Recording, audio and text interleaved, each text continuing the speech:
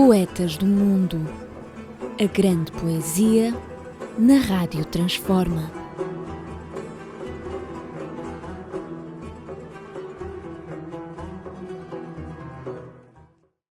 Bem-vindos ao nosso programa Poetas do Mundo, na nossa Rádio Transforma e Revista em Comunidade.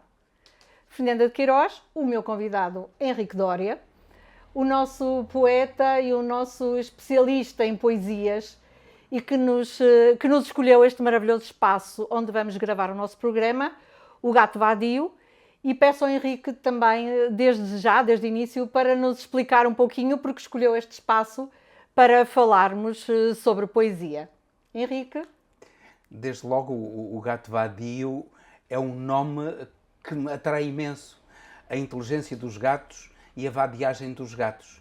Eles não são seres facilmente domináveis. Eles são seres livres e curiosos. E este espaço é um espaço de gente livre e curiosa. E um espaço lindíssimo que é importante que os portuenses, particularmente, conheçam. E de gente livre, livre pensadora e extremamente interessada pela cultura. E nada como um espaço para nós falarmos do nosso poeta de hoje, Arthur Rimbaud, poeta francês, nascido em Charleville, em França, e que faleceu em 1891, com 36 anos, em Marselha. Considerado um dos poetas mais influentes e revolucionários da literatura francesa e do movimento simbolista. Vai-nos falar, Henrique, um pouquinho sobre Rimbaud, sobre este mistério, sobre esta mítica passagem pela poesia, mas que deixou realmente um lastro de curiosidade e de novos conceitos como na literatura. Uma espécie de estrela cadente, ele passou. Mas, ao contrário das estrelas cadentes, ele permanece.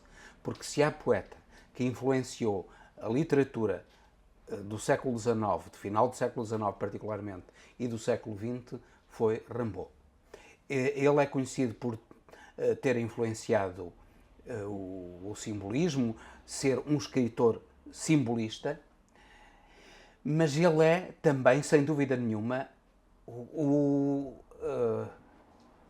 antepassado dos surrealistas. O Manifesto Surrealista e o movimento surrealista apareceram em França nos anos 20 do século passado, 1920. O primeiro Manifesto Surrealista é de 1924, o segundo Manifesto de 1928. E o surrealismo vai beber a Rimbaud. Esse conceito de vadiagem, gato vadio, estamos aqui no gato vadio, esse conceito de vadiagem, de liberdade, era muito querido aos surrealistas e não é que tivessem nascido com Rimbaud. Ele aparece porque Rimbaud também não aparece do nada, ninguém aparece do nada. Rimbaud vai beber muito aos goliardos, aos poetas medievais, que eram também poetas vadios. E ele continua esse movimento, mas transformando o movimento numa revolução do pensamento, da linguagem poética. Normalmente, como disse, é conotado com o simbolismo e o simbolismo aparece, é citado normalmente este poema como o exemplo máximo do simbolismo. Vogais. Há negro, é branco e rubro, o verde, o azul. Vogais. Ainda desvendarei seus mistérios latentes.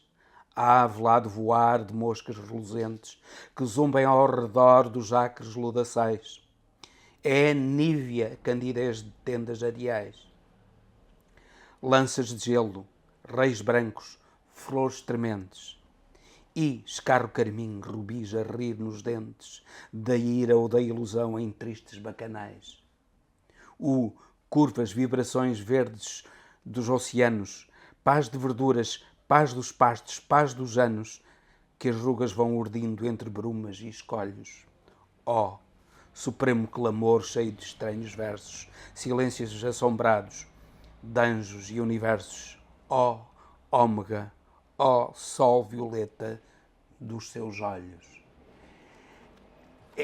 Isto é um exemplo claro das sinestesias, que era uma das características da linguagem simbolista. O misturar sensações, as sensações visuais com as sensações sonoras, as cores com os sons, com as imagens, tudo isso misturado era o simbolismo. E isso está espelhado aqui plenamente neste poema, que é reconhecido como um dos poemas mais importantes do simbolismo. Sim, até porque as vogais são as primeiras letras que nós, não é? Que se aprende. E é muito interessante, e quem sabe, até nos currículos escolares, as vogais terem uma cor e que não seja mais fácil para as crianças que têm um léxico ainda pouco desenvolvido, e as cores terem também uma forma mais alegre. E mais fácil de aprender as vogais, de relacionar a cor, a imagem, o som, fazendo essa relação de todos os sentidos. Então isso era o objetivo do simbolismo. Eu tenho aqui, e depois filma-se, o manuscrito deste poema, uma cópia do manuscrito deste poema, por Rimbaud. É uma letra pequena, cursiva, cheia de personalidade. Rimbaud era um homem era um personagem absolutamente extraordinário. Porque ele logo, muito jovem, com pouca idade, ele começou a ser notado pelos seus professores, pela sua suprema inteligência, pela sua suprema sensibilidade. E os professores acompanharam-no ao longo da vida e protegeram-no, de certo modo, particularmente o professor Isambard, que protegeu muito e acompanhou muito Rimbaud. E ele destacava-se pela diferença. Era um rapaz muito bonito e incrivelmente culto para a idade dele. E isso tudo isso lhe deu uma vontade de fugir do pequeno mundo dele. Charleville era uma pequena cidade de província, medíocre, que ele criticou o ambiente de Charleville, ele criticou frequentemente, aquele ambiente mesquinho e provinciano, e fugir para a Grande Paris. Ele fugiu de causa aos 16 anos sem dinheiro, praticamente sem dinheiro. Meteu-se no comboio, foi para Paris, como não tinha dinheiro para pagar o resto do comboio, ele chegou a Charleroi e já não tinha mais dinheiro para prosseguir, mas continuou, chegou a Paris, foi preso, porque não pagou o comboio. Começou logo a vida dele, de vagabundo, com fome, com prisão. Isso foi o princípio da vida dele.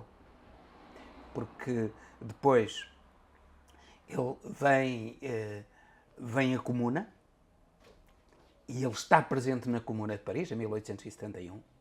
Ele faz parte do grupo de comunares que está a lutar contra as tropas monárquicas, contra a ditadura militar, que no fundo era uma ditadura militar, aquilo que estava em França, e ele participou ativamente na Comuna de Paris. Nesse movimento também ideológico-político, claro. Ideológico-político e que foi um movimento que... Revolucionário, não só que suscitou grande criação literária, particularmente criação poética. Muita poesia saiu desse período. Os manifestos também retratam muito essa evolução e essa liberdade de poder falar e escrever sem Ela era a censura. liberdade sem peias. Sem peias.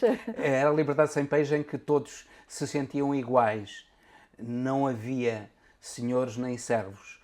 Todos eram iguais, porque a Revolução Francesa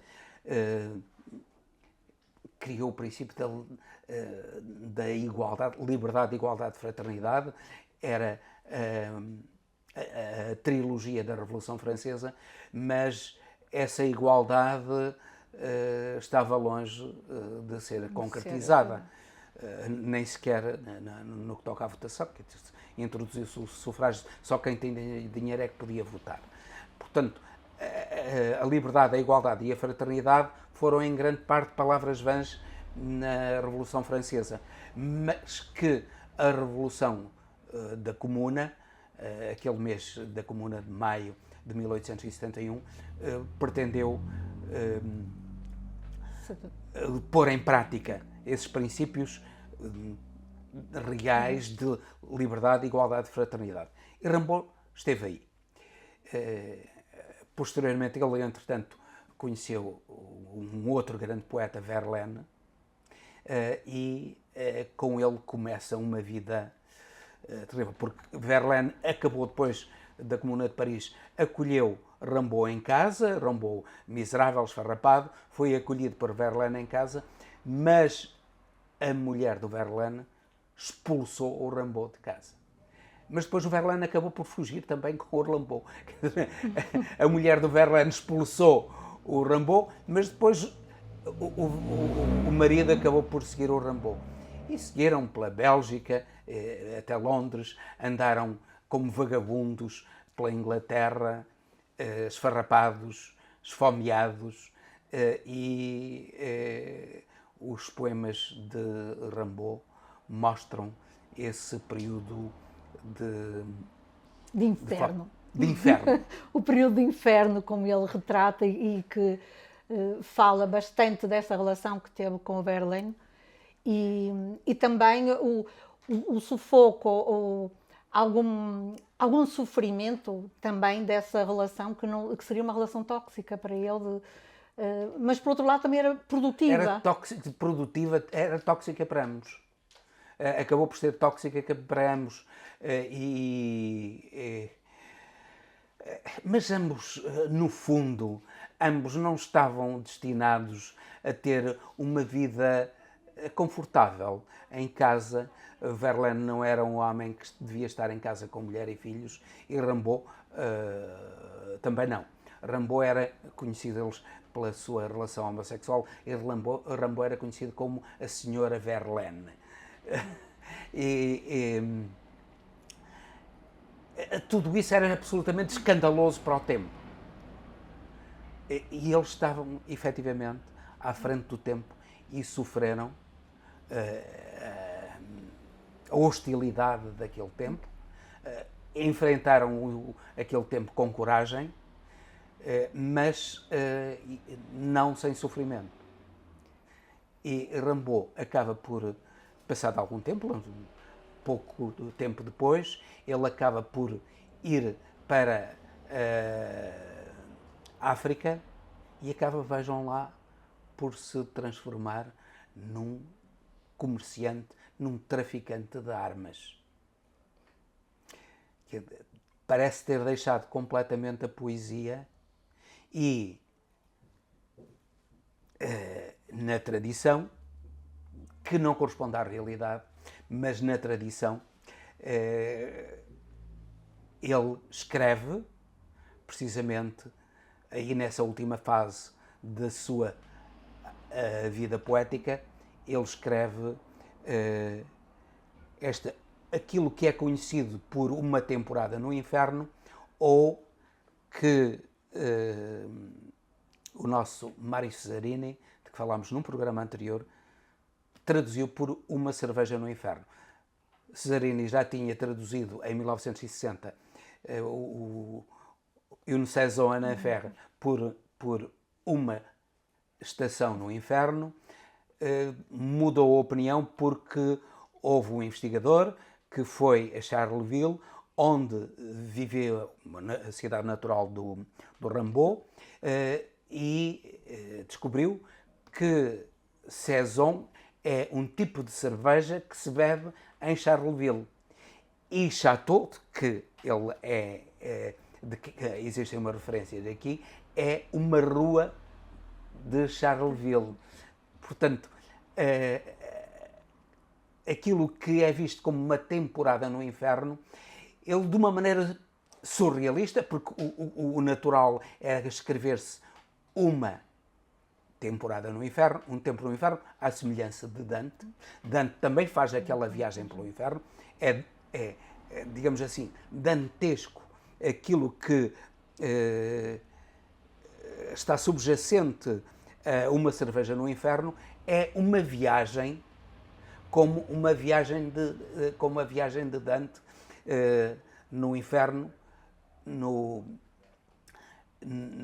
Charleville, porque uma cerveja é algo refrescante, não é? No inferno, estar no inferno. Não, do inferno no inferno em que ele sobe do inferno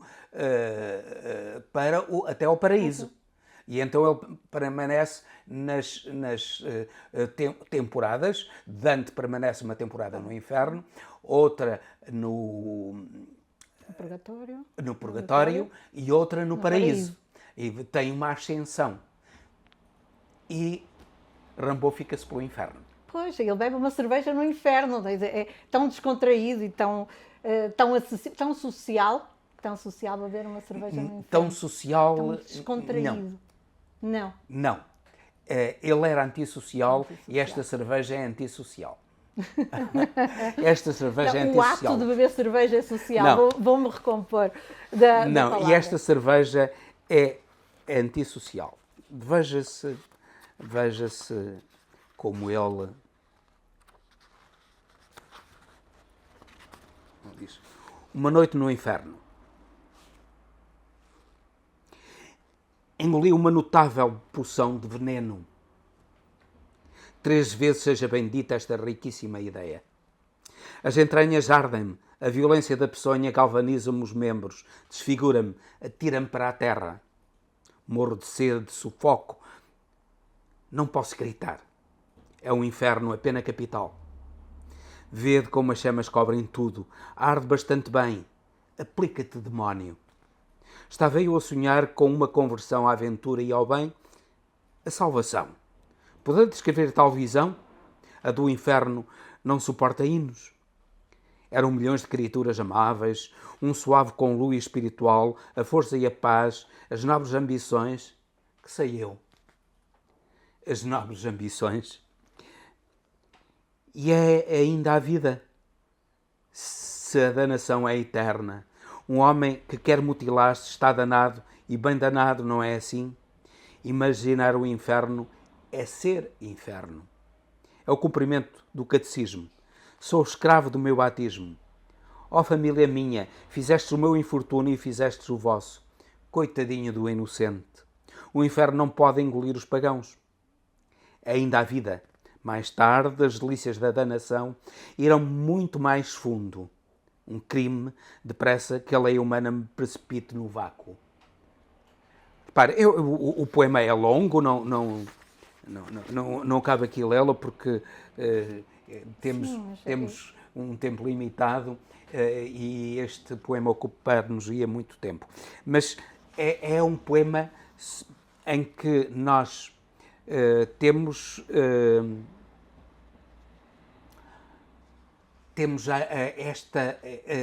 esta visão do inferno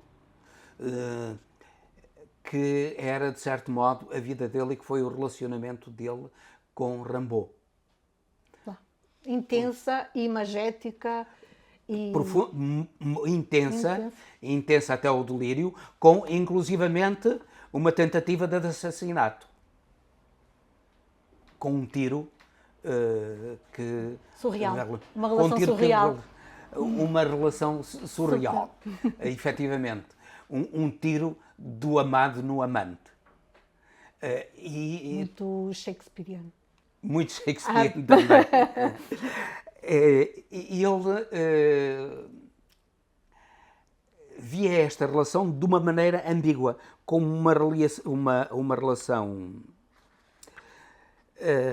como uma relação simultaneamente criadora e destruidora.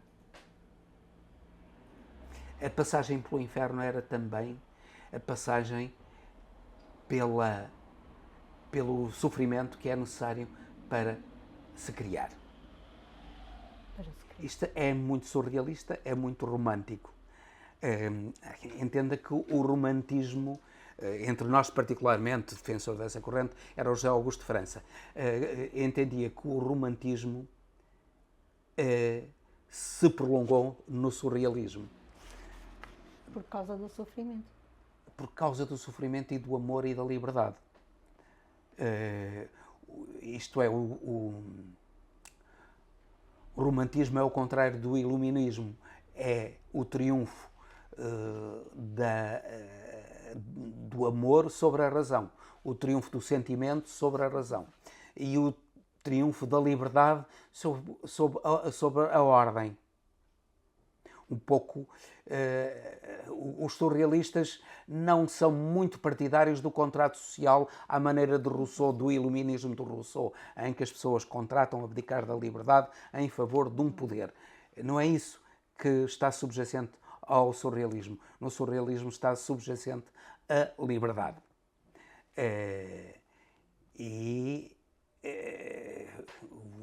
O surrealismo foi, em grande parte,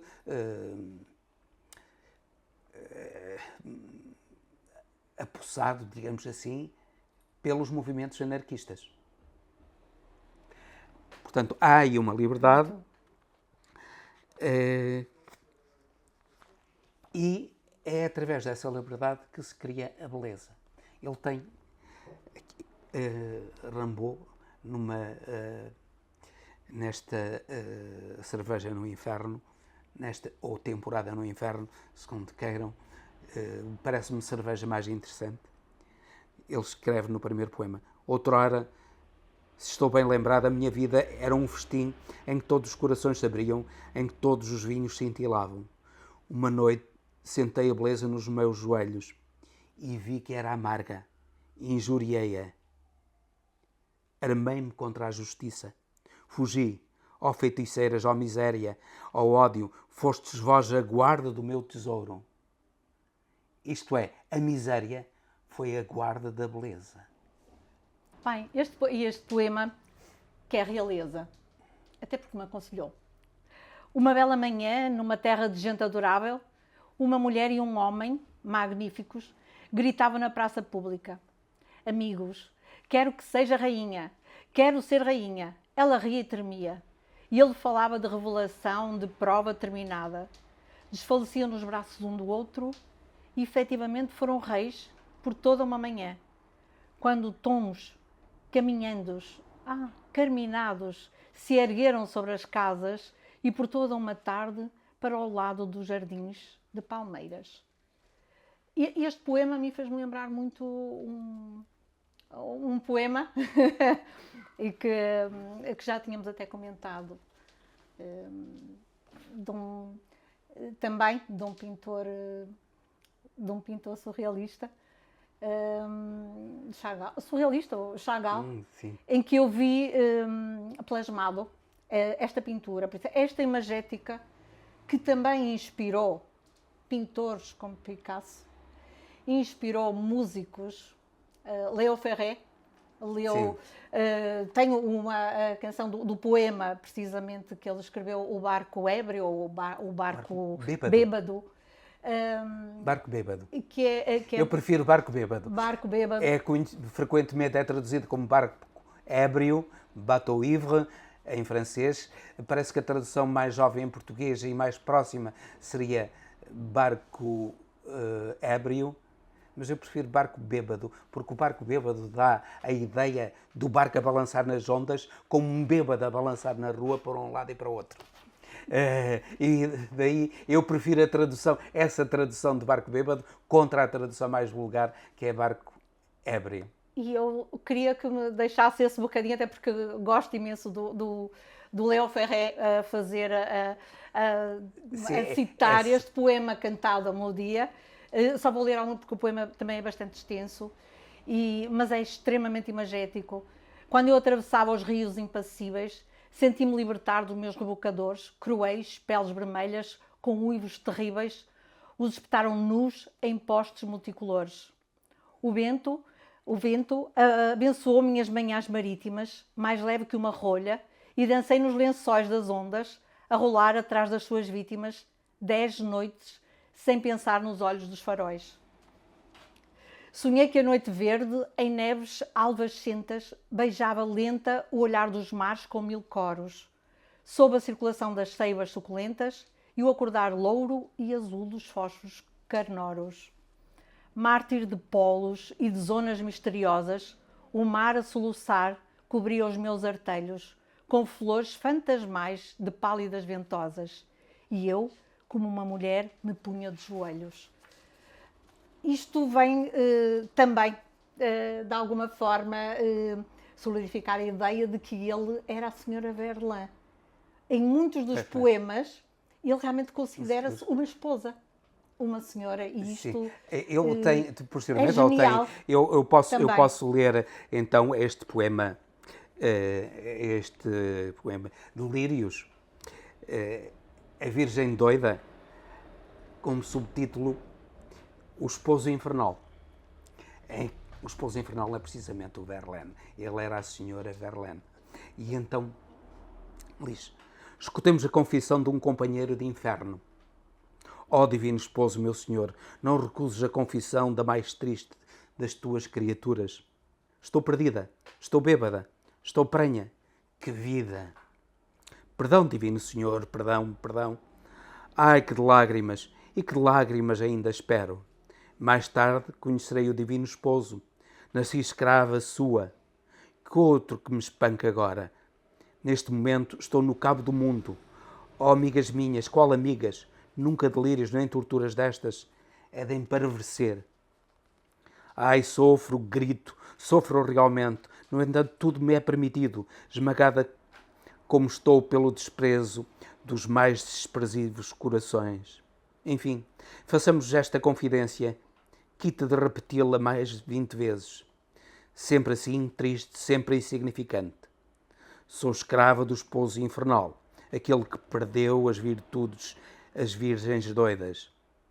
É bem esse demónio. Não, não é um espectro nem um fantasma, mas a mim, que perdi o tino, que fui penada e expulsa do mundo, a mim não me matam. Como explicar-vos isto? Eu já nem sei falar. Ando de luto, choro, tenho medo. Um pouco dar, Senhor, por vossa mercê, por vossa grande mercê. O poema continua, mas é extremamente significativo desta relação tensa, extremamente tensa, que ele tinha com Verlaine. Uma relação profunda, de uma espécie de amor e ódio, de cumplicidade e de hostilidade. E essa relação é, no fundo, aquilo que está em uma cerveja ou uma temporada no inferno, porque ele pretendeu efetivamente fazer aqui uma espécie de autobiografia numa temporada do inferno. Mas, voltando atrás, uma temporada no inferno, dizem, era vista durante muito tempo como a última obra dele, e muito romanticamente ele teria acabado com uma temporada no inferno e ido para a África, para o Harar, para o deserto, autenticamente, onde frequentemente temperaturas de 50 graus ou mais. Provou-se que não é verdade, que ele escreveu mesmo depois de ir para a África, e que as iluminações são posteriores, embora pareçam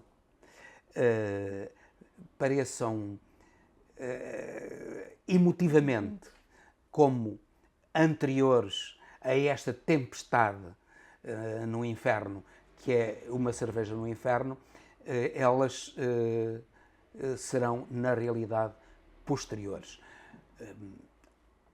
Muitos críticos literários preferem, como em qualidade literária, preferem as iluminações a uma cerveja no inverno. Tem muito mais, segundo alguns, tem muito mais qualidade literária as Iluminações, que são poemas muito mais acabados do que Uma Cerveja no Inferno, que é um jorrar de poesia. E utopia também, no De fundo, utopia, também há uma certa... de tudo isso,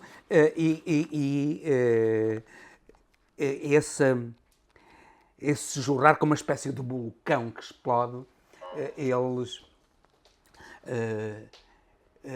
há quem entenda que é realmente o máximo da poesia, outros não, que esta contenção das Iluminações, este saber fazer das Iluminações, que não é tanto a paixão violenta de Uma Cerveja no Inferno, que é mais perfeita do que, portanto, uma cerveja ou uma temporada no inferno.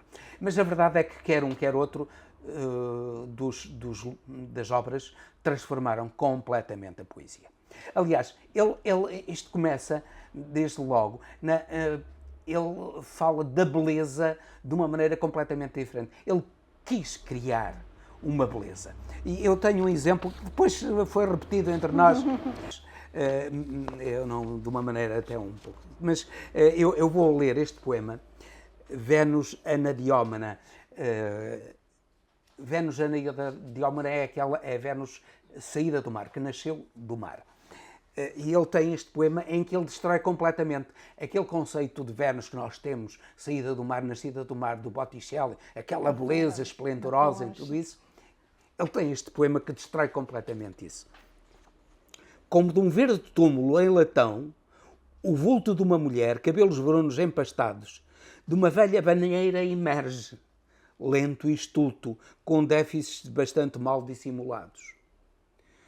Do colo graxo e gris saltam as omoplatas amplas, o dorso curto que entra e sai no mar. Sob a pele a gordura cai em folhas chatas e o redondo dos rins como que a querer voar. O dorso é avermelhado e em tudo há um sabor estranhamente horrível. Notam-se a rigor particularidades que demandam lupa. Nos rins 2 nomes só gravados. Clara Vênus. E todo o corpo move e estende a ampla garupa, bela horrorosamente, uma úlcera no ânus. Reparem, isto é a destruição completa daquele conceito de Vênus Anadiómena, a Vênus surgida do mar, como nós temos na célebre Vênus de Milo, daquela belíssima escultura grega. Não é? E isto destrói completamente. É um outro conceito de beleza que ele pretende. Uma beleza negra. Uma beleza negra, isto é, ele pretende fazer com que aquilo que é negro... Isto é, mas é curioso que isso está muito ligado ao Nietzsche, porque o Nietzsche tudo isto é um conceito de beleza não apolíneo, mas um conceito de beleza dionisíaco. É o conceito, é embriaguez. É embriaguez. O barco bêbado. O barco bêbado, como estou aqui. Esta embriaguez que nos é mostrada, isto é, não é só a lucidez, mas a embriaguez que nos é mostrada. Não é só aquela beleza apolínea, mas também a fialdade, que está aqui claramente. Então, esta Vênus é horrível. É uma Vênus que sai de um túmulo de latão e não do mar. De uma velha banheira, emerge de uma velha banheira. Com as omoplatas a saltar, a pele com gordura, cheia de gordura, os rins redondos a querer voar, tudo isto, e depois no final, bela horrorosamente, uma úlcera no ânus. Reparem, isto é todo o contrário da beleza apolínea, é algo de dionisíaco. E ele, no fundo, aquilo que ele pretendia, ele destruiu completamente os conceitos de beleza, de equilíbrio, da poesia. Repare-se, isto é um soneto, mas destrói completamente os conceitos porque é um soneto aparentemente num formato clássico, ele destrói completamente os conceitos de classicismo. E depois, no fundo, aquilo que ele denuncia até a democracia. Vamos ouvir a democracia, até porque o nosso programa tem um limite de tempo. Pois, não mas a democracia é muito importante por tudo. Estamos no 25 de Abril, vamos ter 1 de Maio, toda esta também este tempo que estamos a atravessar, e fará todo sentido uma democracia aos olhos de Rimbaud. Mas ele diz o seguinte: a democracia, a bandeira reflete a paisagem imunda e a nossa gíria abafa o som do tambor. Nos centros alimentaremos a mais cínica prostituição. Massacraremos as revoltas lógicas. Às terras aromáticas e dóceis, ao serviço das mais monstruosas explorações industriais e militares. Até mais ver, não importa onde. Recrutas do próprio querer, teremos a filosofia feroz, inaptos para a ciência, esgotados para o conforto, e que os outros rebentem. Este é o caminho. Em frente, marcha. Esta é a democracia. Lembramos que ele viveu, por exemplo, a Comuna. Ele viveu o tempo da Guerra do Ópio, em que os ingleses e os franceses massacraram os chineses e obrigaram a China, sob as canhoneiras, a destruir-se no ópio. Portanto, ele denuncia aqui este conceito de democracia que, no fundo, é profundamente cínico. Alimentaremos a mais cínica prostituição. É o que ele diz dessa democracia que, dos tempos da Rainha Vitória, particularmente. Nós tivemos agora a coroação do rei Carlos III, a sua trisavó, a Rainha Vitória, trisavó, bisavó, a Rainha Vitória, ela era isto, a mais cínica prostituição. Mas ele pretendia, a verdade é que com isso ele pretendia a eternidade. A verdade é que ele chegou ao nosso tempo como o criador da grande poesia moderna, contemporânea, e ainda hoje os grandes poetas reivindicam-se de Rimbaud, particularmente Mário Cesarino de Vasconcelos, que ainda há pouco tempo morreu, e todo o movimento surrealista se reivindica de Rimbaud. Eu penso que a partir de hoje, Rimbaud será também um exemplo, será uma curiosidade, porque estes são alguns factos realmente curiosos da vida e da obra sobre o Rimbaud. Um poeta cuja vida e obra continua a fascinar e inspirar as gerações de leitores e de escritores, quem sabe. Quero agradecer-lhe, Henrique Doria, pela sua presença, por toda esta sua amplitude de conhecimentos acerca da poesia dos poetas, porque o programa também se chama Poetas do Mundo, e despedimos-nos com um agradecimento muito grande ao Henrique e eu, Fernanda de Queiroz, neste nosso programa Poetas do Mundo, na Rádio Transforma e Revista em Comunidade. Até uma próxima. Muito obrigada, Henrique. Obrigado eu, Fernanda, e obrigado ao Gato Vadio. Poetas do Mundo. A grande poesia na Rádio Transforma.